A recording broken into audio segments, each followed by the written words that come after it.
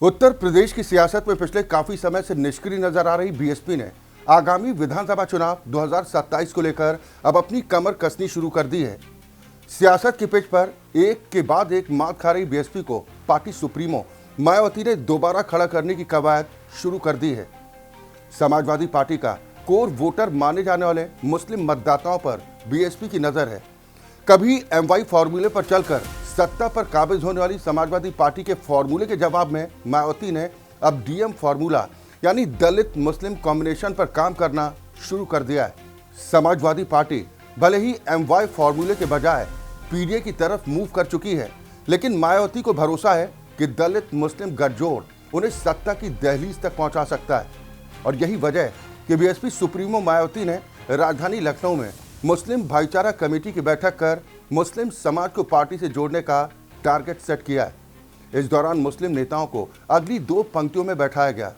मायावती ने सूबे की हर विधानसभा सीट पर 100 मुस्लिम समाज के नेताओं को पार्टी के साथ जोड़ने के लिए कहा है। प्रदेश के सभी मंडलों में मुस्लिम भाईचारा कमेटी में 2-2 संयोजक बनाए गए हैं, जिसमें एक दलित और एक मुस्लिम समाज से है।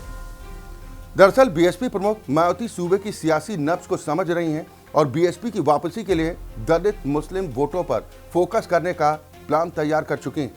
मायावती ने 2027 में विधानसभा चुनाव जीतने का जो समीकरण समझाया, वो सियासी तौर पर बीएसपी के लिए विनिंग फॉर्मूला बन सकता है। मायावती ने पार्टी नेताओं को सारा गणित समझाते हुए बताया कि मुस्लिम समाज तक संदेश पहुंचाएं कि 22% दलित और 20% मुस्लिम मिलकर बीजेपी को चुनाव में हरा सकते हैं। मायावती ने पार्टी नेताओं को समीकरण समझाते हुए कहा कि उत्तर प्रदेश में दलित मुस्लिम के वोट मिलकर 42% बनते हैं। 2022 में बीजेपी 41.3% वोट पाकर दूसरी बार सत्ता पर कब्जा बरकरार रखने में कामयाब रही है।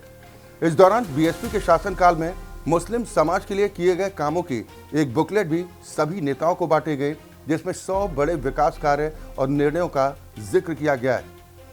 मायावती ने अपनी पार्टी नेताओं को मुस्लिम बस्तियों में इस बुकलेट को ले जाकर दिखाने को कहा है और इसके साथ ही कहा कि लोगों को बताएं कि बीएसपी सरकार में भी सबसे ज्यादा मुस्लिम समाज के काम किए गए। उत्तर प्रदेश में 20% मुस्लिमों का भरोसा जीतने के लिए मायावती अब हर महीने बीएसपी की मुस्लिम भाईचारा कमेटी की बैठक खुद लेंगी। 2017 के बाद इस कमेटी को बहाल किया गया ताकि मुस्लिम समुदाय का भरोसा जीता जा सके।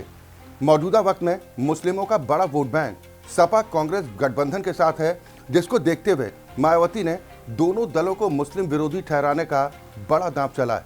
मुस्लिम समाज भाईचारा कमेटी की बैठक में मायावती ने कहा कि सपा और कांग्रेस ने मुसलमानों को सिर्फ वोट बैंक बनाकर रखा, जबकि बीएसपी ने अपने शासनकाल में दंगा, शोषण और अन्याय से मुक्त उत्तर प्रदेश बनाने का काम किया।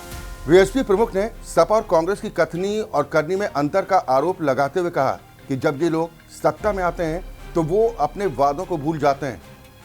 बीएसपी प्रमुख ने कहा कि 2022 के विधानसभा और पिछले कई चुनावों में मुस्लिम समाज ने समाजवादी पार्टी और कांग्रेस को अपना पूर्ण समर्थन दिया, फिर भी बीजेपी को ये लोग नहीं हरा सके।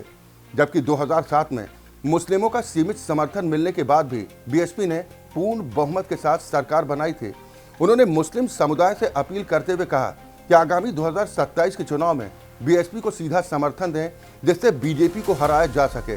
यानी बीएसपी की नज़र सपा और कांग्रेस गठबंधन के साथ जाने वाले मुस्लिम समाज पर है और अपने संदेश के जरिए वो मुस्लिम समाज तक ये मैसेज पहुंचाना चाहती हैं कि सपा और कांग्रेस जैसे दलों ने उन्हें सिर्फ वोट बैंक के तौर पर इस्तेमाल किया है, लेकिन उनका भला कभी नहीं किया।